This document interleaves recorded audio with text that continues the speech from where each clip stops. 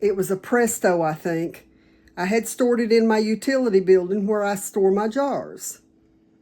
And so I brought it in, and I didn't check it. It hadn't been that long since I had used it.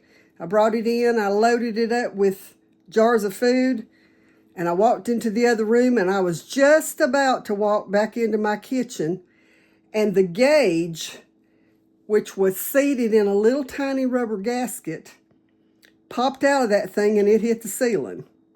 Scared me to death. I got no lies to tell you. It scared me. But I will say this. I opened that canner.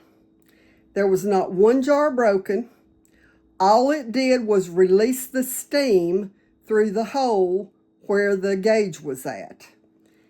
And so I say that because now my All-American canner does not have any kind of rubber gaskets on it. But almost all, if not all, of the other kinds of canners will have some kind of rubber gasket. And so you want to make sure you check those.